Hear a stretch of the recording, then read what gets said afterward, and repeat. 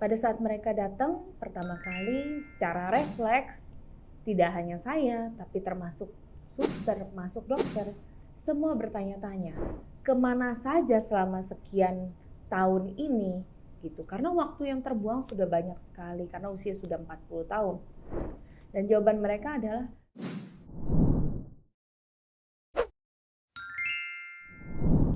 hai sobat-sobat teratai, apa kabar?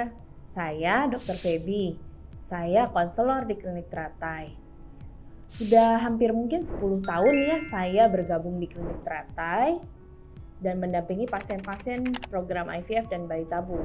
Dari pengalaman saya selama 10 tahun itu mungkin ada satu pasangan yang luar biasa sangat berkesan ya untuk saya, di mana pasangan tersebut datang ke teratai saat ibunya sudah usia 40 tahun.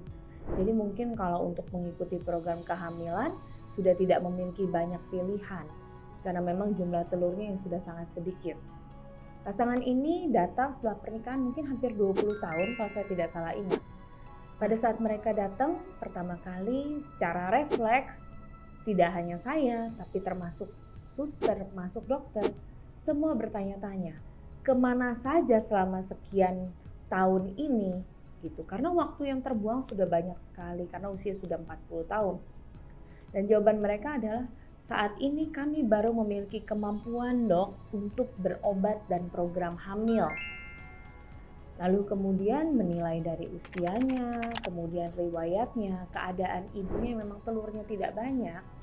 Memang pasangan ini kandidat yang memang lebih diarahkan untuk mengikuti program bayi tabung.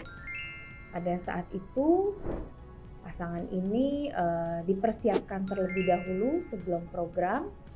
Lalu pada saat persiapan program tersebut salah satunya adalah melihat respon dari telur-telur pasien tersebut. Jadi dokter memberikan obat untuk memperbesar telur saat itu. Dan pada saat diperiksa kembali, telur yang tumbuh memang hanya ada 1 telur atau 2 telur begitu ya. Jadi itu tidak layak untuk memasuki program bayi tabung. Tetapi saat itu karena memang kita termasuk khawatir ya, apakah telur ini nanti akan bisa tumbuh atau tidak tumbuh di siklus yang akan datang. Jadi pada saat itu kita berdiskusi dengan pasangan. Bagaimana kalau kita menggunakan telur yang tumbuh saat ini untuk program inseminasi? Pasangan itu bilang, baiklah dok kalau gitu kita coba dengan inseminasi gitu ya. Nah, tetapi tetap dengan pertimbangan di siklus berikutnya kita akan menjalani program bayi tabung. Pada saat itu memang untuk pasangan ini akan terasa seperti musibah yang luar biasa, di mana mereka yang memang sudah sangat antusias dan sudah mempersiapkan diri untuk mengikuti program bayi tabung, ternyata programnya tidak bisa dijalankan. Tetapi saya mencoba menghibur dan tetap mendampingi mereka, dan saya bilang sama mereka, Bapak Ibu untuk bisa dapat 1 keturunan, kita hanya perlu 1 telur, 1 sperma. Mereka berhasil kawin, tumbuh dan berkembang menjadi embrio. Lalu dari embrio tersebut berhasil menempel di dinding rahim dan berkembang menjadi suatu kehamilan yang sehat. Kita hanya perlu 1 modalnya. Tapi berapa kesempatan yang bisa kita dapat hanya dengan 1 telur dan sperma yang mungkin jumlahnya nggak terlalu banyak.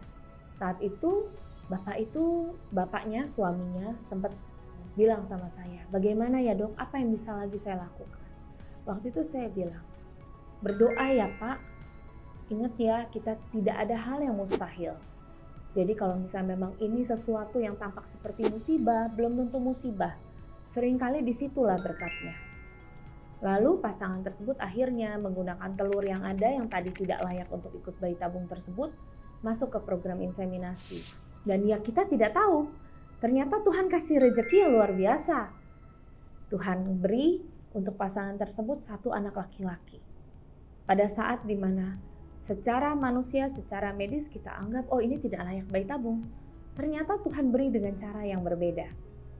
Gitu. Jadi ini memang satu cerita yang mungkin miracle, mungkin kita tidak bisa pakai ini untuk jadi rujukan medis, tapi saya cuma mau pakai cerita ini untuk menyemangati. Kenapa? Bahwa memang kalau sesuatu tampak tidak mungkin pun, kalau kita memang berdoa dengan sungguh-sungguh, dan memang kita percaya Anak itu rezeki, bukan sesuatu yang kita buat. Itu sesuatu pemberian. Jadi mungkin kita nggak tahu kapan kita akan dikasih. Tapi yang pasti kalau kita tidak berusaha, pasti rezeki tidak bisa didapat.